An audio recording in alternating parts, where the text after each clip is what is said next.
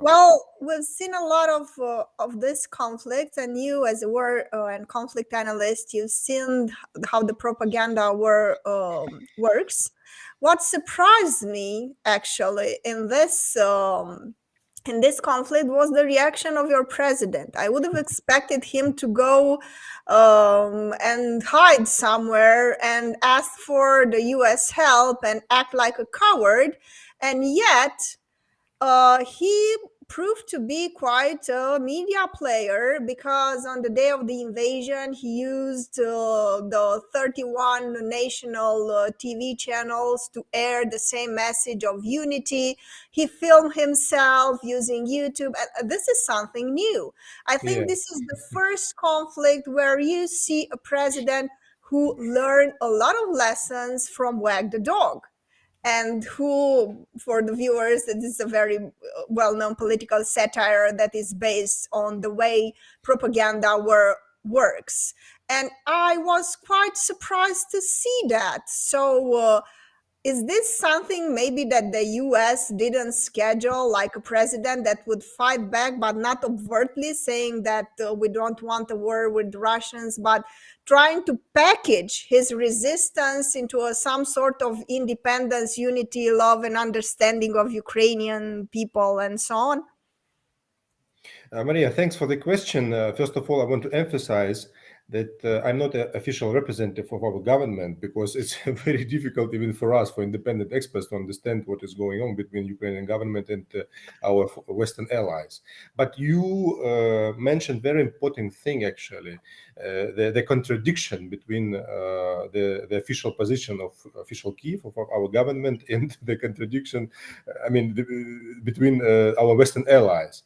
If you really analyze, at least now, during the last 2 months, the position of our government, it's very contradicted to what the official U.S. embassy say, or Britain embassy say, or Canadian embassy say.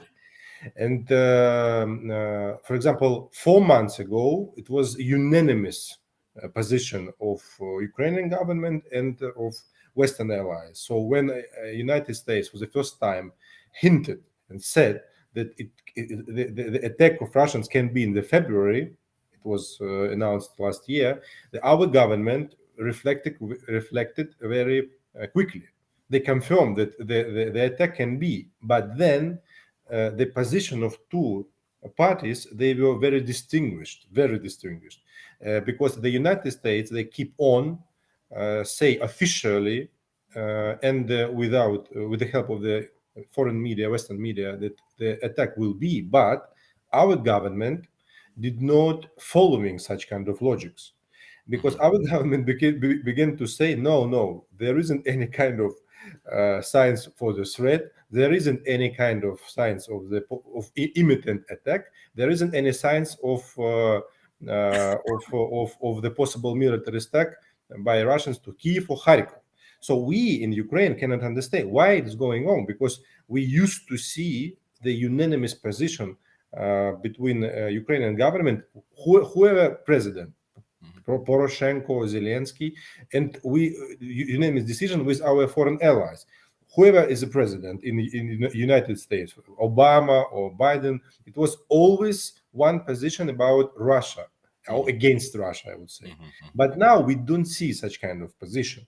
That's why I think that there is a very serious, I want to emphasize, very serious mistrust between Biden administration and between Zelensky administration. What are the reasons of such kind of mistrust?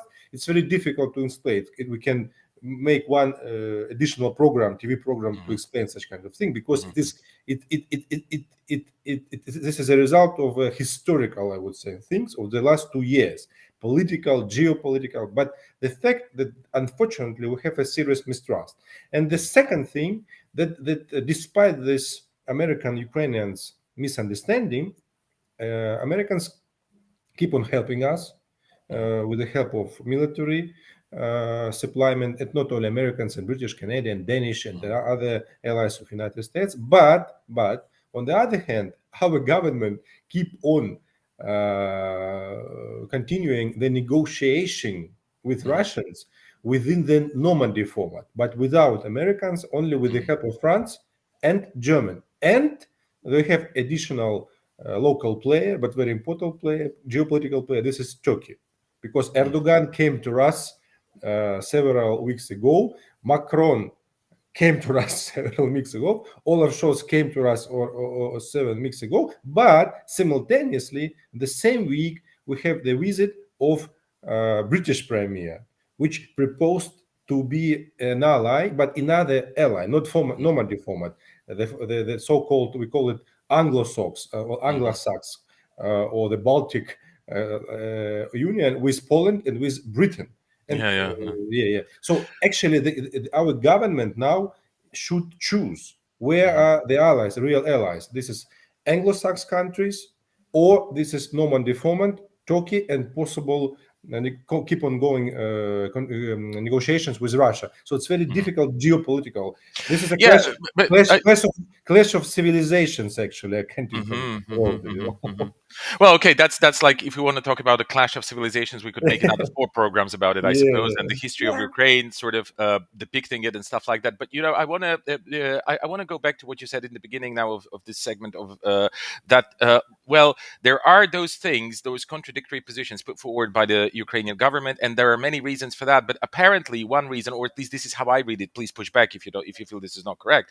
But I read it that the Americans just have gone have gone one step too far. I mean, the amount of hysteria, the amount of pressure, the amount of drumming on for war, and sort of trying to to escalate this tension or this feeling, this perception of the tension between Russia and Ukraine, and that the Ukrainian government said, hey guys, I mean, you really you're making one step too far, because it's actually ruining our economy. I mean, people are getting scared, the oligarchs are fleeing, things are getting really destabilized. So I mean, perhaps you should just calm down a little bit, which was actually a phrase that was exchanged during a phone call.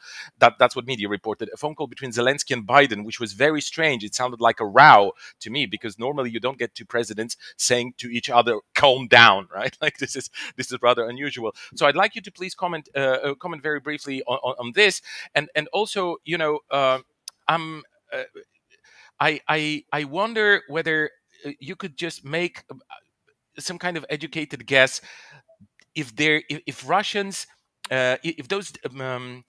if those negotiations that are happening within this Normandy format with Turkey, without Turkey and stuff like that, without the US and without Britain, pretty much, because they are the kind of hardliners here. They really want to see something hot happening around. But if this could lead to something, because as far as Russia is concerned, the Minsk Accords are on the table, and if Ukraine does not adhere to the Minsk Accords, no negotiations make sense in the final aftermath. Could you please, comment on those two elements that I just I mentioned? want to say, first of all, about your question concerning the American Russians, Hmm. American Ukrainians misunderstanding. I want to Hmm. say several facts which would be very interesting for you. First, two facts, additional facts. This is the evacuation of the diplomatic staff. Hmm. It's a very interesting move by our foreign allies. Why interesting? Because they did not evacuate it from Ukraine at whole. They evacuated from one city to another city, from Kiev, the capital, to Lviv, Yeah. the biggest Boyano city City in in the Ukraine, West. which Yeah. is situated in the west, which is actually Mhm, near mhm, Poland, But 8 years ago or 7 years ago, when there was the most radical escalation in our history, when there was the actual war between Ukraine and Russia in the Donbass, the annexation of Crimea. So where there was a real threat in 2014, or the real threat for Kiev, no diplomatic staff were evacuated. No one from American and British embassy were evacuated. From Canadian, there wasn't even any kind of announcement of possible evacuation. So during the radicalization and military escalation in our country 8 years ago, Americans and our West allies did not evacuate it. No member. Now, when there isn't any kind of escalation, thanks God, military escalation like it was 6 years ago, they actually evacuated everybody. So what does it mean? It means, I think, that there is some kind of information, maybe intelligence, maybe I don't know, that can be or could something happen in Kiev, in the capital. But it doesn't mean it can be Russian military intervention, or it can be the chaos, the demonstration, for example, against something. That's why it's a very delicate thing. I don't want. I cannot say that Russian will not use power. I don't know. It depends on the Putin.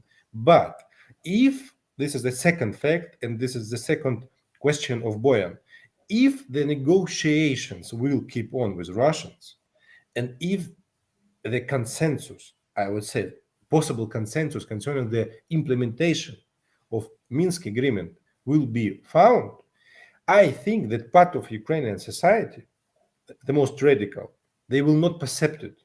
And they will organize the demonstrations, the manifestations, the different mottos in the Kiev or in Lviv. And they will say, if you analyze our Russian speaking or Ukrainian speaking media, you would say that a lot of politicians, a lot of influential radical groups, they are against any kind of consensus with Russia. It doesn't mean Minsk agreement or Bulgarians or Romanian agreements with Russia. It doesn't mean whatever you create, they will not accept anything. Okay, what do they want? What do they They, want? they want to freeze the situation like it was 7 years. So to leave it like it was. So hybrid we call that semi-frozen conflict, not frozen, because it wasn't actually frozen, but it wasn't like a real war. It was in 2014. So it was semi-frozen conflict. They was to leave it like it is and to benefit politically and geopolitically, because politically they can use it during the elections to see that they're against Russians, and geopolitically they can benefit from the Western allies to take the money for the fighting against Russia. So it's a geopolitical thing. That's why I think that our president and his team, they are frightened of the possible consensus with Russia. And Russians also knew that it can provoke the demonstration in Kiev. That's why the American intelligence, I think, the American Secret Service, and they understand that in Kiev can happen something.